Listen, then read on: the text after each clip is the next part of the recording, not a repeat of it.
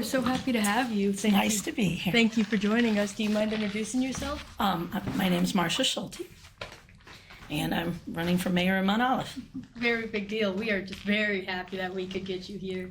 We know that it can be busy. So I'm going to ask you a couple of questions, and let's get started. Okay. Did you grow up in Mount Olive? I didn't grow up in Mount Olive.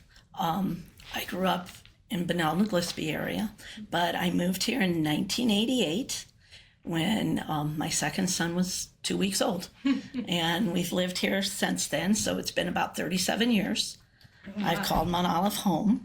I've raised 3 boys. They went through Mount Olive schools, and they even worked for Mount Olive schools, the oldest 2.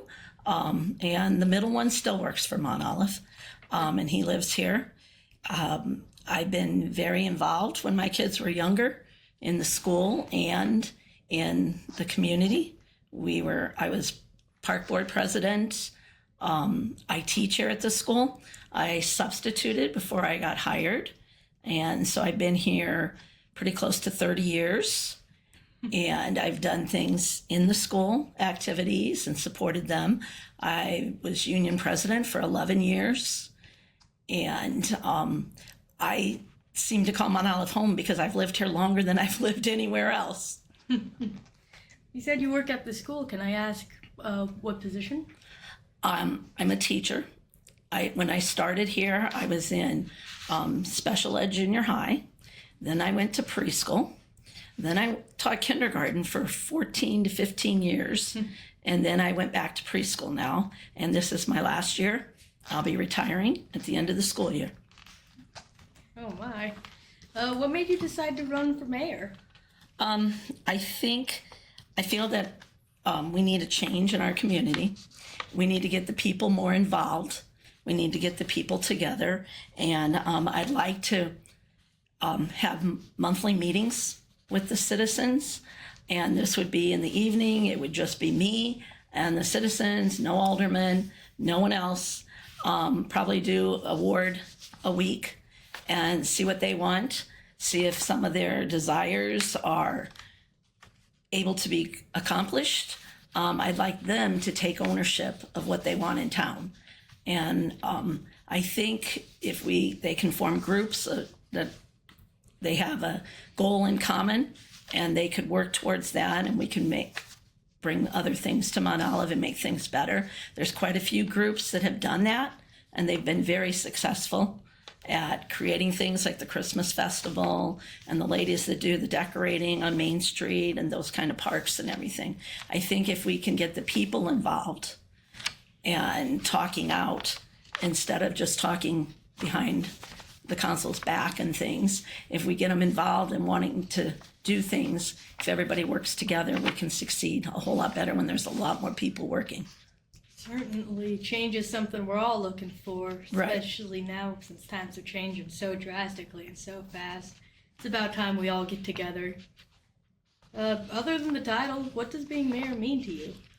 It means that I have the opportunity to help everyone, not just the few people that are vocal. If I can get everyone to be vocal, I have the opportunity to help everyone, to help the kids. In fact, I'd even like some of those meetings could be just the kids coming to meet and telling me what they need here and how we can do that. I remember traveling one time with my family. I think we were in Arkansas, and it was a small community. They had very few businesses and that, but they had so many activities for people of all ages to do. And that's something I'd like to bring about here. Maybe we can find more activities that we can have out at Hagerman Park, and that everybody, kids of all ages, could get involved, not just the younger kids that are playing sports. We have so many parks, and I feel like we don't do nearly as much as we can with them. Of course, we have our homecoming and everything like that, but I'll tell you what, it feels like this town is 95% park. Well,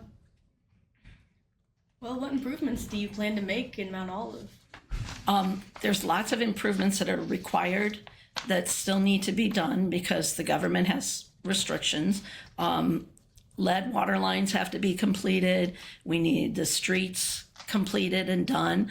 But of course, all that takes money and things. So we have to do some of the jobs in sections and piece by piece, because the way the government is now, there's very few grants that come out that pay for everything. You have to have matching funds. And most of the way a city can get more money is to raise taxes, and nobody wants to raise taxes. No. We have to find an inventive way of accomplishing what's required by the government first. Mm-hmm. And that, because if you don't do what they want, you're not going to get any money at all. So we need to accomplish what is required first. Mm-hmm. But like I said, if we could get people involved and people doing fundraising to bring about their dreams and stuff, I think we can accomplish more and add more to the city if we do that. I'll tell you what, one of the big things that I always hear about town, and even ever since I was a little kid in first grade, it's always been about our roads. I live down on a different side of town than where the school is, and I'll tell you what, the roads just, they'll make a believer out of you.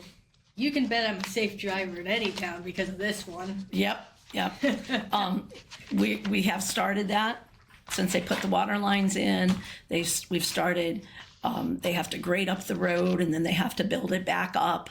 And like I said, with the money situation, you have to work at what you can. So we started in certain areas, and I believe this year it should finish the other side of town. And then we'll start back over again. And it's just a cycle. Every year you have to start in one area and keep working your way around. Well, we are very excited to see that, especially on my end of town. Mm-hmm. Yeah, they are pretty rough, a lot of them. Well, I do understand why we'd be on the back burner, but we love any sort of improvement made down there. I know you kind of talked about this, but do you have any past leadership skills? Yes, I do. I've been on the city council for 20 years. On there, I am in charge of finance. So I help write the budget. I help carry out the budget. I've been right now, I'm working with one of the citizens to get banners for the Route 66 celebration next on 2026. We're working on that. And that was through a fully paid grant. Ooh. That was one that we were able to get without having to put any money towards it. Then I'm also been the union leader for 11 years. The reason I gave it up because I'm retiring and someone else needed to start taking things over in that. I've been a teacher, which is a leader in a way. A very important leader right. in many people's lives. For over 30 years, because I substituted for 5 years before that. I did work at the Lutheran School in Staunton for 3 years and taught there. When my kids were younger, I helped coach baseball, t-ball, soccer. I was also a cheerleading coach here for 8 years. And that in the high school. I feel like I have a lot of leadership activities that I've done in the past. It certainly does seem so, which certainly will help. I'm hoping. I also like how you're willing to realize that it's time for a new person to take charge of those things. It can be difficult for some people. Yeah, and I know a lot of people think just because I was on there and they're saying we're playing musical chairs. No, we're not, because the person in charge, you don't always have to follow what they're doing. Mm-hmm. But when you're on a group, you have to work together and that. And I don't know if you've known me, but a lot of other people know if you're going to ask me something, I'm going to tell you the truth, whether I think you're going to like it or not. And there were times I didn't believe with things, but you know what? When the group votes, the group votes. Mm-hmm. And it's always the majority wins. And that, that's just the way it is in any kind of organization. And just because I worked under someone doesn't mean I believe in everything that they stood for and everything that they wanted. I have my own beliefs, and sometimes I think I'm probably too outspoken. But if you ask, I'll tell you what I think, and that. I'll tell you what, I've also gotten that same thing. I'm a very loud, outspoken person, so I like that. Yeah. What message do you want to give the people, the townspeople? That I have the experience to be the mayor. I have, like I said, I've worked with the budgets. The city is like a business. You have specific accounts, and the money in those accounts can only be used to satisfy activities in that area. And your money comes from taxes. And there is a limit on the amount of taxes you can charge people. Mm-hmm. And just because you want something doesn't mean you add another tax line and charge people more money. That's the last thing anyone in charge wants to do, is add more tax money, because but the government, everything in the city works according to taxes. Mm-hmm. And there are specific accounts, and specific activities have to be funded through those accounts. Also, sorry, but and there's some things you can't do because of the laws and regulations. You know, you can't always do everything that you want to do. Things take time. A lot of things are dependent on the whole country, because like right now, we know there's a teacher shortage. Mm-hmm. We know there's a police officer shortage. People are not going into those areas. Mm-hmm. And, you know, no matter how much you try or how high you raise the salary or anything, there aren't people to do those jobs. And those jobs, we know, take time to prepare people to do that. So even if someone wants to do it, it takes them time to go through to become a police officer or to become a teacher or any type of job, really. So there's some things that just takes time to do. And no matter how hard everybody tries, you're not going to get there. I also have experience writing and executing grants. And I've written the pre-K grant. I execute it every year. I have to figure the budget on it. I have to make sure the budget is balanced at the end of the year. I have reports to send to the state. So I've worked with the state on things. We're lucky here that the pre-K grant, you don't have to have matching funds. But a lot of the grants, the majority of grants from the government and the state have matching funds. Mm. So you have to have money to match. If you're going to give $15,000, you got to have $15,000 too, so that you have a $30,000 activity or project you want to do. They don't just give you $15,000 and tell you, well, do whatever you can with it. You have a budget to fill out. You have stipulations to follow. You have to, it's not just writing down, I want this money, please give it to me. You know, so I have experience working with budgets and grants, and I just have a dream to make this place a whole lot better. I think that's something not a lot of people realize when it comes to grants, because it's not what you don't really hear much about it, especially out on town, because Right. guess what, we're not writing. Right, We're not doing grants. right. Not everybody knows. I imagine most people don't even know what a grant is. They think it's free money. And that it's not always free, because even if it is, like the pre-K grant, there still are stipulations that we have to follow. And if we don't follow those stipulations, you send the money back. Yeah. So it's not like you get to keep it just because they gave it to you. If I hadn't been in high school already, I don't think I'd know what a grant was. Right. And if it's been years since I've been in, I bet I would have forgotten by now. Yeah. Tell me, why should someone vote for you? I feel like I'm the most qualified candidate. I have a bachelor's of business administration. I have a bachelor's of elementary education, and I have a master's of early childhood education. And they might say, what does education have to do with, you know, running a city? Well, you know what? When you're a teacher, you're a leader, and you lead people. And that's all being a mayor is working with budgets and accounts and money, which is the city is a business. So I feel my bachelor's of business administration will help with that. The teaching helps with leading. And that I feel like like I talked about the grants and the budgeting, I've done all that. I've led groups to successful outcomes. I support community activities.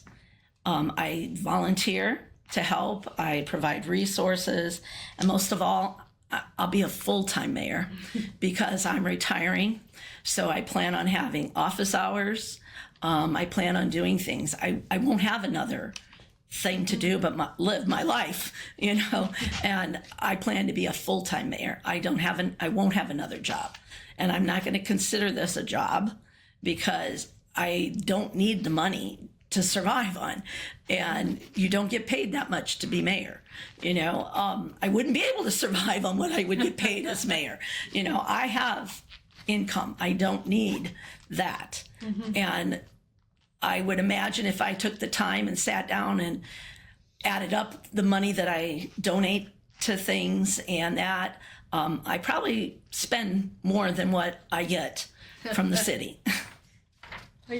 I say, if we can trust you with our kids, why not be able to That's trust true. you with our town? Yeah, that's a good point. A lot of overlaps there, Yep. especially in leadership that you have to sit down and think about. Right.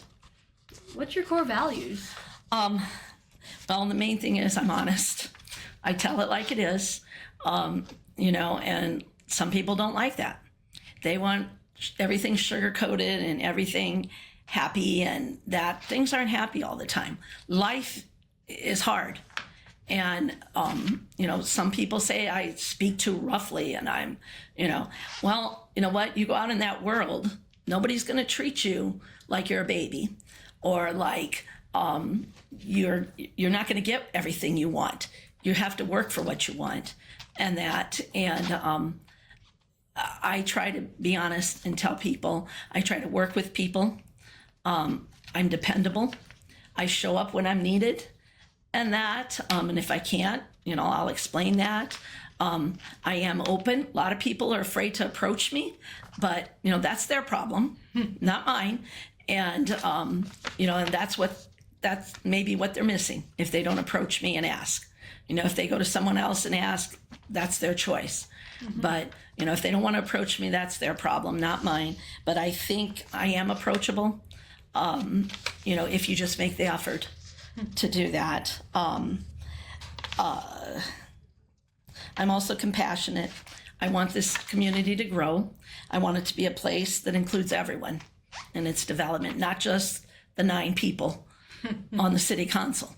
And that I think a lot of people think the city runs everything. Well, nobody comes.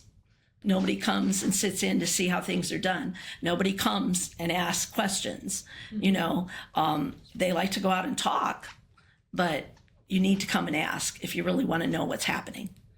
I think one of the other things is that we just haven't been given the offer to come and talk. I mean, I'm awfully young.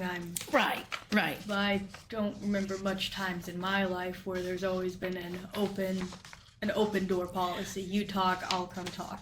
Yeah, I think people don't realize that these meetings are open. The agenda's posted on the door at the city hall, and people can come. If you want to talk, you have to get on the agenda, but that's just the Robert's Rules of Order. That's just part of the rules that organizations have to follow to be in compliance with the government, and that. So, well, I don't want to put my name on there. Well, then I guess your thing isn't important enough that you want to talk about, because we have to follow rules. And anybody can come, it's open. If you want to talk, you have to put your name up. And if you don't show up, then, and they usually like you to tell what the topic is. You don't have to tell what you're talking about, but you have to tell what the topic is, and that, so people can have some idea. And that, and we had an incident where a business wanted to come into town. A lot of citizens were against it. They filled the city hall and they gave their opinions on it, and that the business was there. They gave their side of it. The citizens gave their side. And then everybody left and the council decided how to go about it. And lots of times, if people come and talk to us before things are enacted, we listen. And we can look at the other side. But most of the time, if you get one side, that's all you have to go on. and that. And there's things that you can't wait on because of deadlines and stuff.